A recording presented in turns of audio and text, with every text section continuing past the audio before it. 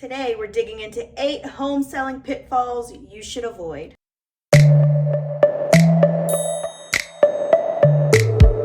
I'm Elizabeth Peters with eXp Realty, and I'm a realtor here in beautiful Northeast Florida. Today, I want to go over 8 of the most common pitfalls I see with homeowners listing their homes for sale that can really create chaos in a transaction. I want you to be a smart and prepared seller, and therefore have less stress and definitely less hassle. Here are a few things you need to be aware of. I'm sure if you're already planning on listing your home, you've heard all about the Zestimates up on Zillow, claiming they know what your home is worth. Unfortunately, in a majority of cases, Zestimates are usually inaccurate. The thing about their algorithm is that it's based on public data, and they really just don't know the condition of your home, and they don't know the condition of the homes they're comparing it to. They know the criteria as far as number of bedrooms and how many bathrooms you have, and what the square footage is. Things that are public knowledge, but that only speaks for so much, since they aren't able to go into each home and evaluate the condition. Things like location that make a huge difference, because even if it's in the same part of town with 2 neighborhoods that sit right next to each other, one of them might have homes selling for a lot more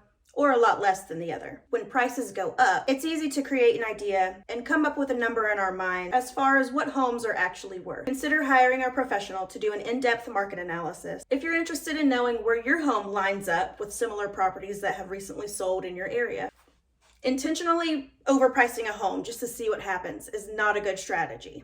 Price your home as best as you can as soon as it hits the market, because you're going to want to create excitement from the beginning without having to reduce the price later on. When listing your house, be prepared for it to sell. Wanting to test the waters to see if the market will accept a price point that doesn't match the comparable listings will do nothing but rack up more days on the market. Realtors will look in the MLS and pay attention to how long the house has been sitting. That's where a lot of sellers fall short, because they don't realize they're marketing their home to real estate agents just as much as they're marketing their home to buyers. And real estate agents can go in, see how long it's been sitting, see if there's any traffic going in. And when that happens, when they see a house has been sitting with no showings, it creates a very bad stigma, and that can do so much harm to you if you really are motivated to sell. When you put your home on the market, be prepared up front for it to sell and want it to sell. So remember, don't overprice your listing just to see what happens. You're moving, that's great, and now you have to pack. Waiting until your house goes up on the market to start packing is not the most ideal. Increase the photogenic ability and showability for buyers when they walk through the home. If you've hired an agent, you already know they're going to tell you to declutter anyway. Go ahead and pack things up early.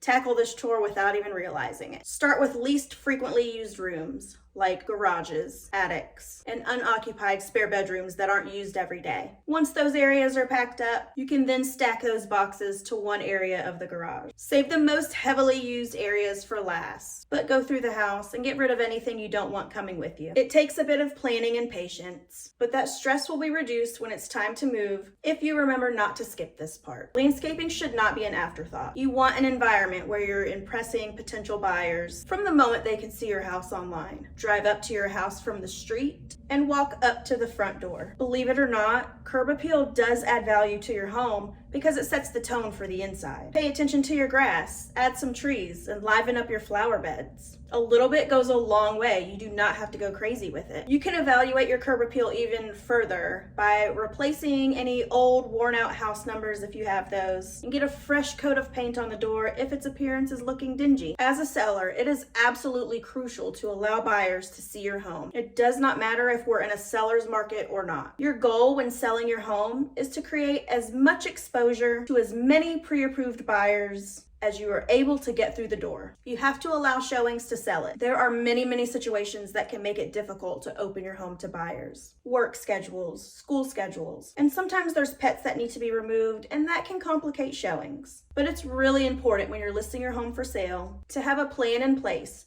that allows buyers to get in when they're available. You might not get a second chance if they get an offer accepted for another property. It's critical to have arrangements made, even if it means help from neighbors, help from friends and family, to help make your house available to show as much as humanly possible. When selling a home, many sellers forget to consider whether or not there might be any defects on the title. Title companies are tasked with the job of running title searches, and they'll be in charge of clearing any defects before a real estate transaction closes. A defective title can reveal bankruptcies, old liens, and restrictions that are attached to the property, back taxes, easements, and inaccuracies. The property cannot be sold until all issues are cleared. They'll want to clear everything up to make sure they're providing the buyer with clear title prior to purchasing the home. These are things that can come up that the seller might not even be aware of. Prior to listing, go ahead and meet with a trusted title agent, and this way you'll know if there's anything that might get in the way and cause your closing to be delayed. One of the most essential parts of a real estate transaction is the home inspection. It's a very fragile process, and if not handled appropriately, can impact both parties and cause a deal to collapse. It's not a pass or fail operation. It's a list of the home's condition. Expect for things to pop up and expect for the buyer to ask for repairs. The buyer can walk at any time during their inspection period, and you'll have to decide if you are willing to negotiate on any repair requests or risk the buyer backing out and starting over. Low appraisals are the most stressful pitfall to run into as a seller. The unique thing about this one is that it is completely out of your hands. Consider leaving a list on the counter for the appraiser with any upgrades and the dates the changes were made. If the appraisal happens to come in low, lenders will not allow funds to be released to the buyer because they can't let them borrow more money than what the home is worth. At this point, you would just need to get with your realtor and decide the best course of action to move forward. Thank you so much for joining me on today's Elizabeth Talks Jacksonville. I hope this information was helpful in avoiding any contract pitfalls. Hit the like button for me if you did find it helpful, and consider subscribing to this YouTube channel, Elizabeth Talks Jacksonville. If you have any questions, feel free to leave it in the comments below, or send me an email at elizabethtalksjacksonville@gmail.com. You can also follow me on Facebook and Instagram, or find more information by checking my link tree down below. Again, thanks for watching, and I hope to see you next time. Happy house hunting.